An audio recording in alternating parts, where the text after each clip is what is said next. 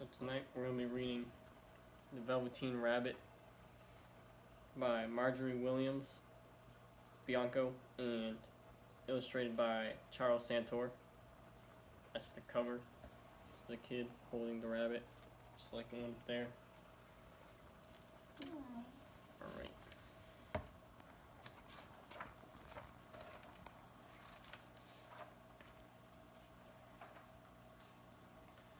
There once was a Velveteen Rabbit, and in the beginning, he was really splendid. He was fat and bunchy as a rabbit could be. His coat was spotted, brown and white, and he had thread whiskers, and his ears were lined with pink sateen. Satin?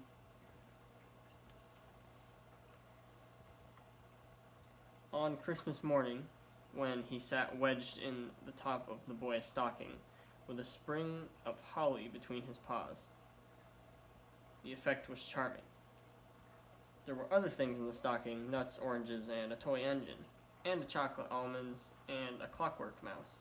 But the rabbit was quite the best of all.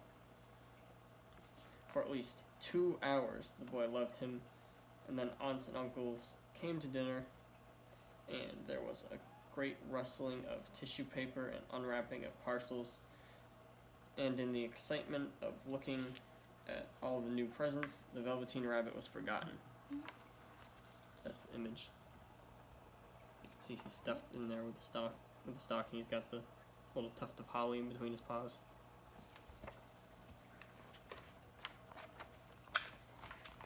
For a long time he lived in the toy cupboard on the nursery floor, and no one thought very much about him.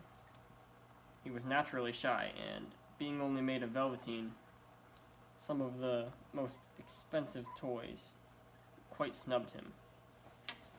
The mechanical toys were very superior and looked down upon everyone else.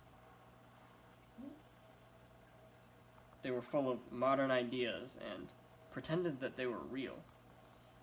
The model boat, who had lived through 2 seasons and lost most of his paint, caught the tone from them and never missed an opportunity of referring to his rigging in technical terms. The rabbit could not claim to be a model of anything, for he didn't know that real rabbits existed. He thought they were all stuffed with sawdust like himself, and he understood that sawdust is quite out of date and should never be mentioned in modern circles. Even Timothy, the jointed wooden lion, who was made by the disabled soldiers and should have had broader views, put on airs and pretended that he was connected with government. Between them all, the poor rabbit was made to feel himself very insignificant and commonplace. The only person who was kind to him at all was Skin Horse. Oh, I forgot to show you the picture. You can see there's the boat, there's the lion with the wooden joints, and then there's Velveteen Rabbit over here.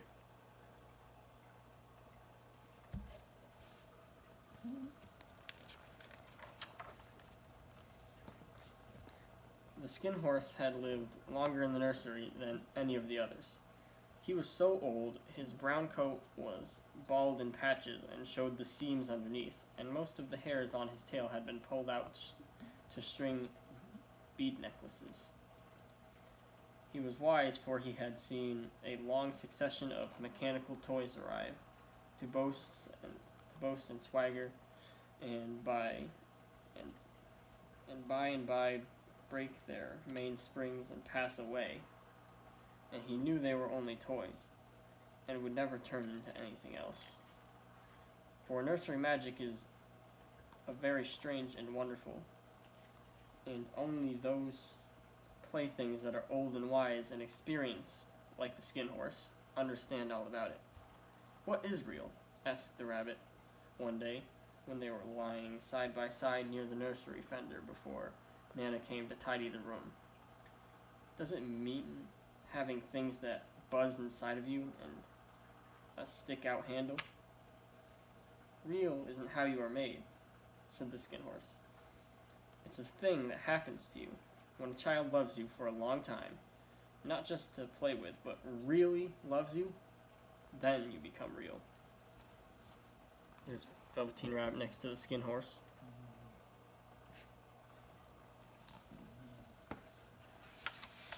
I'm assuming they call him that since they said that he has a lot of fur missing. Does it hurt? Asked the rabbit. Sometimes, said the Skin Horse, for he was always truthful.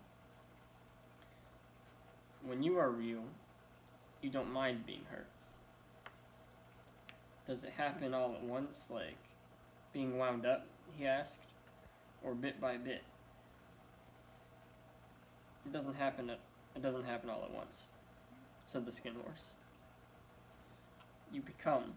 It takes a long time. That's why it doesn't happen often to people who break easily, or have sharp edges, or who have to be carefully kept. Generally, by the time you are real, most of your hair has been loved off, and your eyes drop out, and you get loose in the joints and very shabby. But these things don't matter at all, because once you are real, you can't be ugly, except to the people who don't understand. I suppose you are real, said the rabbit.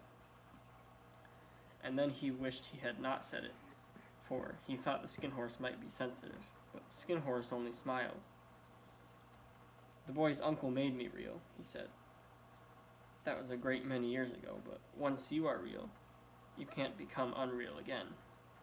It lasts for always. The rabbit sighed. He thought it would be a long time before his magic called real happened to him. He longed to become real, to know what it felt like, and yet the idea of growing shabby and losing his eyes and whiskers was rather sad. He wished he could become it without these uncomfortable things happening to him. There was a person called Nana who ruled the nursery. Sometimes she took no notice of the playthings lying about, and sometimes for no reason. Here, before I flip the page, the Skin Horse and the rabbit again.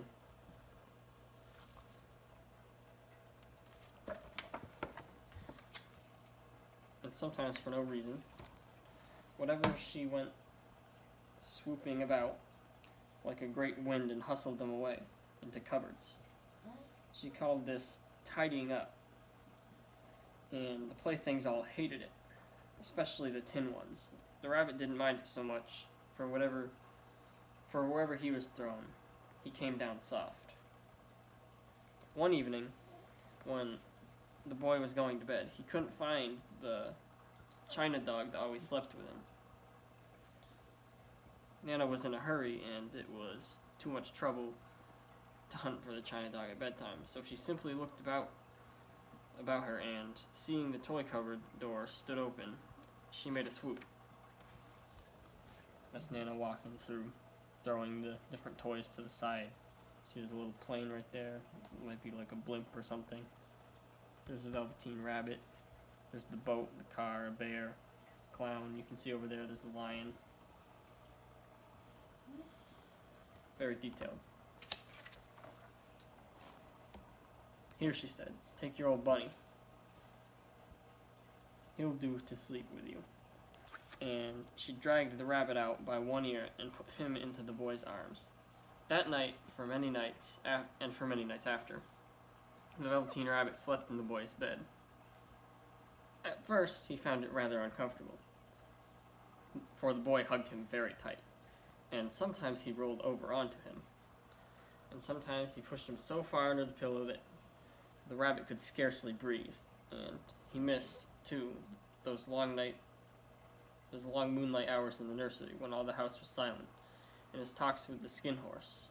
But very soon, he grew to like it, for the boy used to talk to him, and made nice tunnels for him underneath the bedclothes. Bedclothes? Strange. That he said were like the burrows and real rabbits lived in. And they had splendid games together, and whispers, when Nana had gone away, to her supper and left the nightlight burning on the mantelpiece. And when the boy dropped off to sleep, the rabbit would snuggle down close under this little warm chin and dream, with the boy's hands clasped close round him all night long. And so time went on, and the little rabbit was very happy. So happy that he never noticed how this beautiful velveteen fur was getting shabbier and shabbier, and his tail was becoming unsewn, and that all the pink rubbed off his nose where the boy had kissed him. There's pictures of the boy sleeping with the rabbit over there too.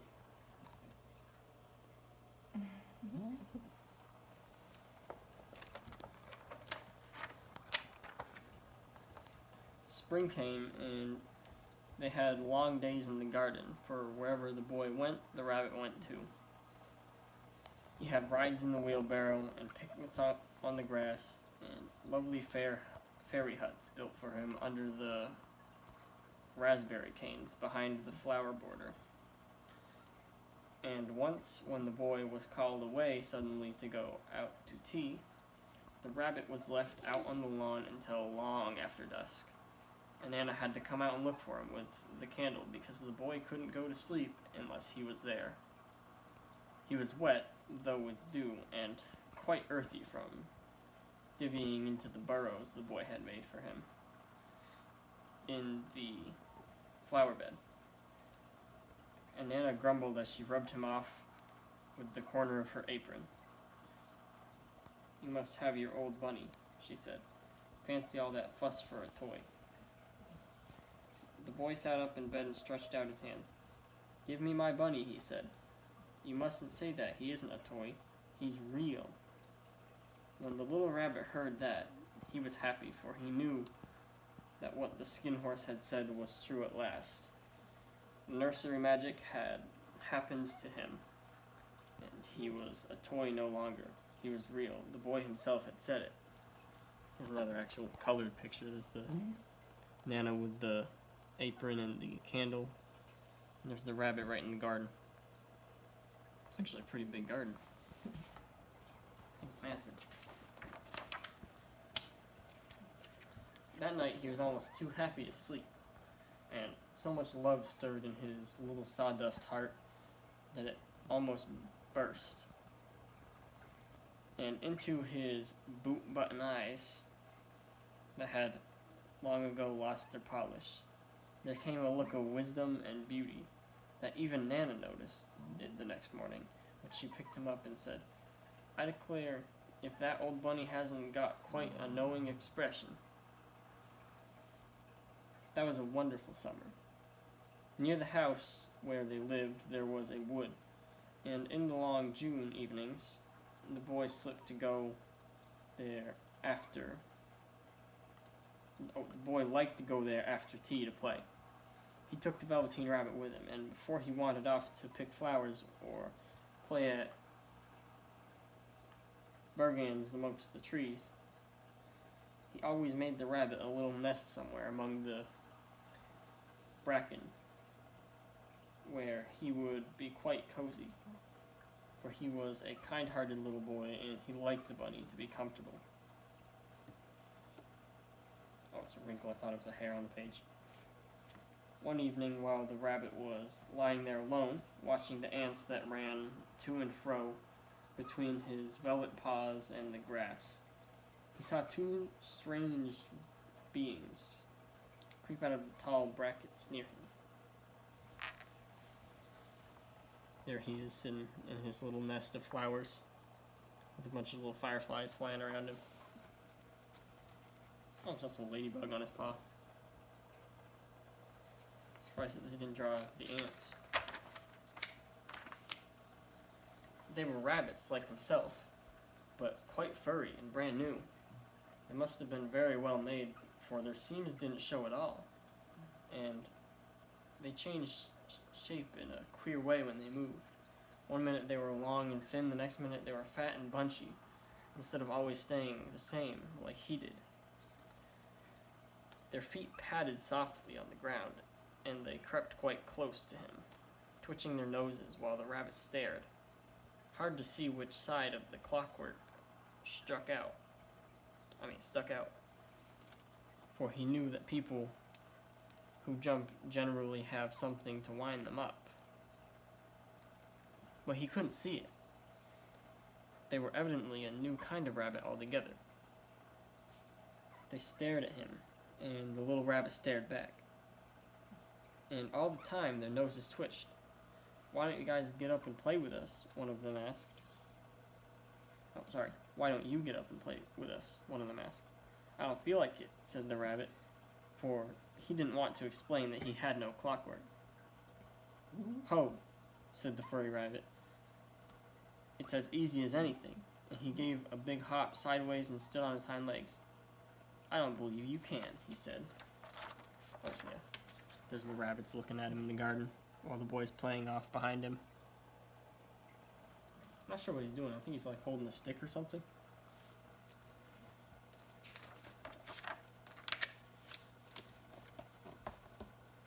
"I can," said the little rabbit. "I can jump higher than anything." He meant when the boy threw him, but of course he didn't want to say so. "Can you hop on your hind legs?" asked the furry rabbit. That was a dreadful question, for the Velveteen Rabbit had no hind legs at all. The back of him was made all into one piece, like a pincushion. Oh, hind legs on this one. Alright, let's see the pincushion. He sat still in the bracken and hoped the other rabbits wouldn't notice. "I don't want to," he said again. But the wild rabbits had very sharp eyes, and this one stretched out his neck and looked. "He hasn't got any hind legs," he called out.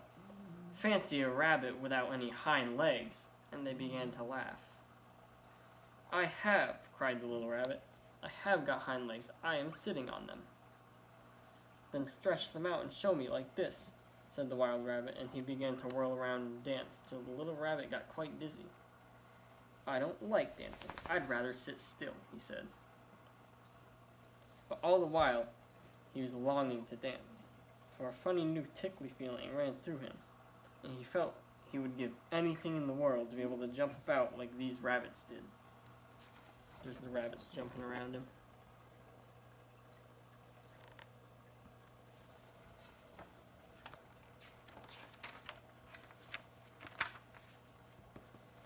The strange rabbit stopped dancing and came quite close.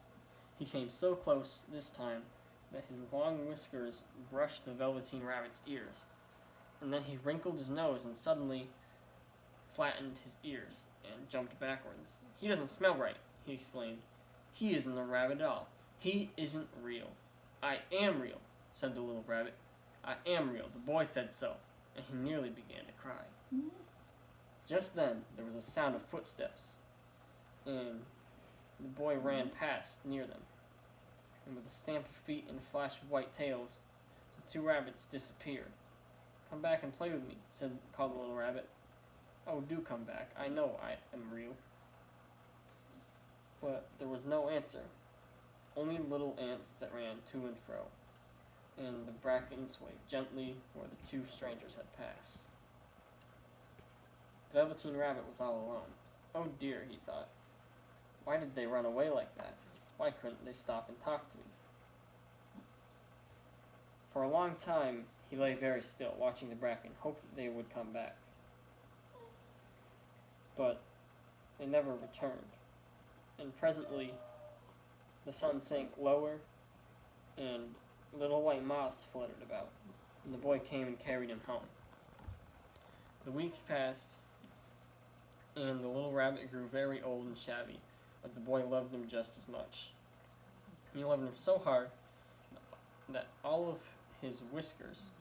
he loved all of his whiskers off, and the pink lining of his ears turned to gray, and his brown spots faded. He even began to lose his shape, and he scarcely looked like a rabbit anymore. And except to the boy, who, except the boy. To him, he was always beautiful, and that was all the little rabbit cared about. He didn't mind how he looked to other people, because the nursery magic had made him real. And when you are real, shabbiness doesn't matter. That picture is actually the same as the cover, right there with the boy hugging the rabbit.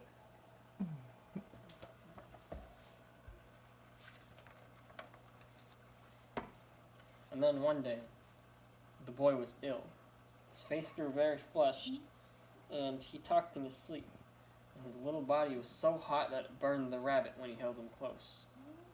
Strange people came and went in the nursery, and the light burned all night. Through it all, the little Velveteen Rabbit lay there hidden from sight under the bedclothes. And he never stirred, for he was afraid that if they found him, one might take him away. And he knew that the boy needed him.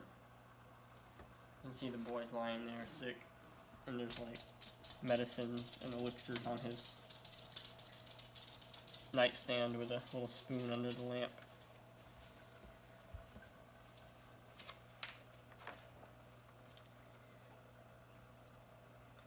It was a long, weary time, for the boy was too ill to play, and the little rabbit found it rather dull with nothing to do all day long.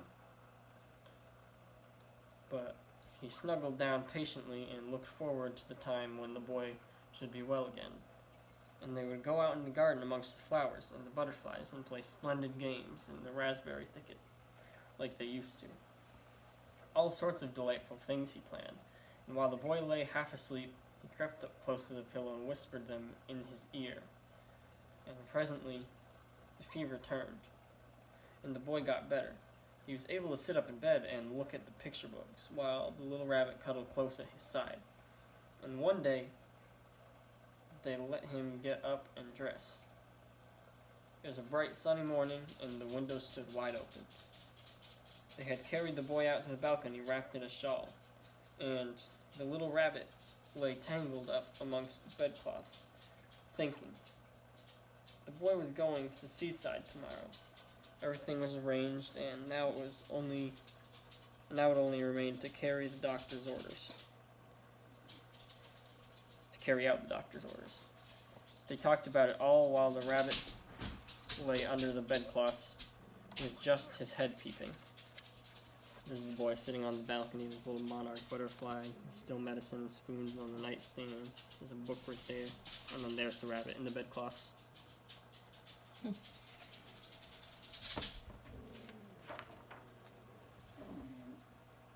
Only his head peeped out and listened.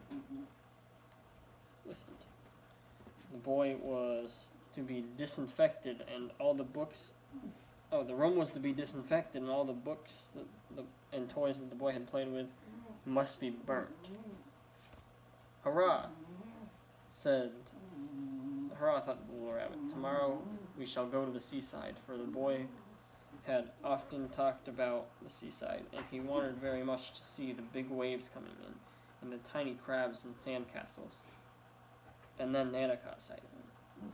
How about this old bunny, she asked. That, said the doctor. Why, it's a mass of scarlet fever germs. Burn it at once. What nonsense. Get him a new one. He mustn't have that anymore. And so the little rabbit was put into a sack with the old picture books and a lot of rubbish, and carried out to the end of the garden behind the fowl house. There was a fine place to make a bonfire, only the gardener was too busy just then to attend it. He had the potatoes to dig and green peas to gather. But the next morning he promised to come quite early and burn the whole lot. There's the rabbit in the bag. He's got like a tear coming down from one eye.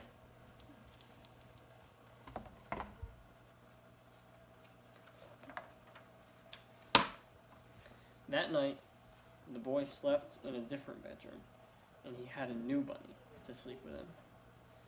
It was a splendid bunny, all white, plush, with green glass eyes, but the boy was too excited to care very much about it, for tomorrow he was going to the seaside, and that in itself was such a wonderful thing that he could not think of anything else. And while the boy was sleeping, dreaming of the seaside, the little rabbit lay among old picture books in the corner behind the fowl house, and he felt very lonely. The sack had been left untied, so by wriggling of it, he was able to get his head through the opening and look out. He was shivering a little, and he had always been used to sleeping in a proper bed, and by this time his coat had worn so thin and threadbare from hugging that it was no longer any protection to him. Nearby, he could see the thicket of raspberry canes growing tall and close, with a tropical jungle in whose shadow he had played with the boy in bygone mornings. He thought of those sunlit hours in the garden, how happy they were, and a great sadness came over him. He seemed to see all of them pass before him, each more beautiful than the other. The fairy hunts, the flower bed, the quiet evenings in the wood, when he lay in the bracket and listened to the ants that ran over his paws.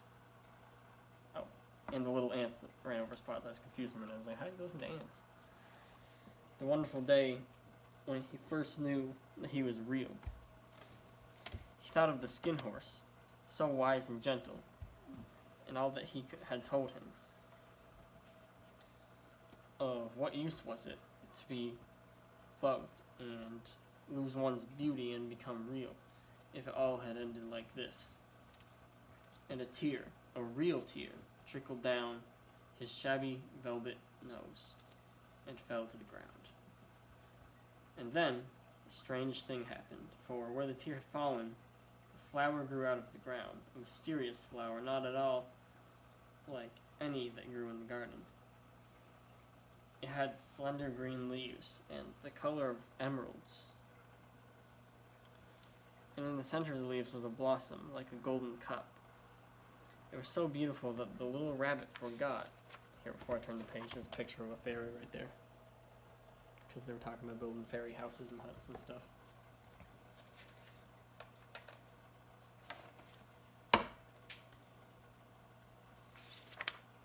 The rabbit forgot to cry and just lay there watching it. And pleasantly the blossom opened, and out of it there stepped a fairy. She was quite the loveliest fairy in the world. Her dress was of pearl and dewdrops, and there were flowers round her neck and in her hair, and her face was like the most perfect flower of all. And she came close to the little rabbit and gathered him up in her arms and kissed him on his velveteen nose that was all damp from crying. "Little rabbit," she said, "don't you know who I am?" The rabbit looked up at her, and it seemed to him that he had seen her face before, but he couldn't think of where. "I'm the nursery magic fairy," she said. "I take care of all of the playthings children have loved. When they are old and worn out and the children don't need them anymore, I come and take them away with me and turn them into real." "Wasn't I real before?" asked the little rabbit.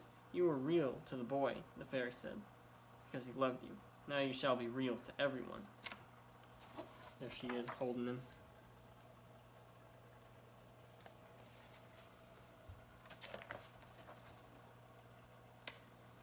And she held the little rabbit close in her arms and flew with him into the wood. It was light now, for the moon had risen.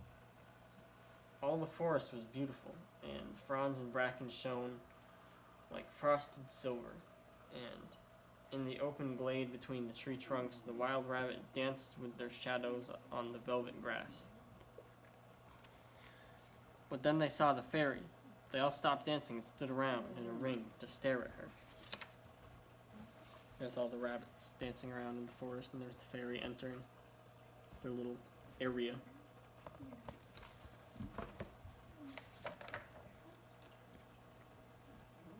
"I've brought you a new playfellow," said the fairy. "You must be very kind to him and teach him all the things he needs to know in Rabbit Land, for he is going to live with you forever and ever." She kissed the little rabbit again and put him down onto the grass. "Run and play, little rabbit," she said. For the rabbit sat quite still for a moment and never moved. For when he saw all the wild rabbits dancing around him, he suddenly remembered about his hind legs, and he didn't want them to see that he was made all into one piece. He did not know that when the fairy kissed him that last time, she had changed him altogether. And he might have sat there a long time, too shy to move, if just then something hadn't tickled his nose.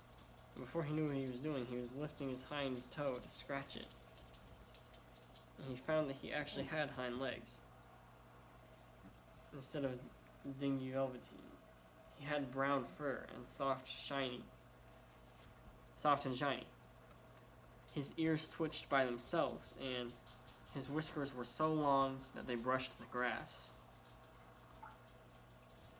He gave one leap, and the joy of using those hind legs was so great that he went springing about the turf on them, jumping sideways and whirling around as the others did. And he grew so excited that at last, when he did stop to look for the fairy, she had gone. He was a real rabbit at last, at home with the other rabbits. Autumn passed, and winter, and in the spring, when the days grew warm and sunny, the boy went out to play in the wood behind the house. And while he was playing, 2 rabbits crept out from the bracken and peeped at him. One of them was brown all over, but the other had strange markings on his fur, as though long ago he had been spotted, and the spots still showed through. And about his little soft nose and his round black eyes, there was something familiar that the boy thought to himself. "Why, he looks just like my old bunny that I lost when I had scarlet fever." But he never knew that it was really his own bunny, come back to look at the child who had first helped him to be real. And that's the end. Oh, here, let me show you. I forgot to show you that one. So that's him when he finally realizes that he's a real rabbit. And then that's the boy looking on him. And that's the end.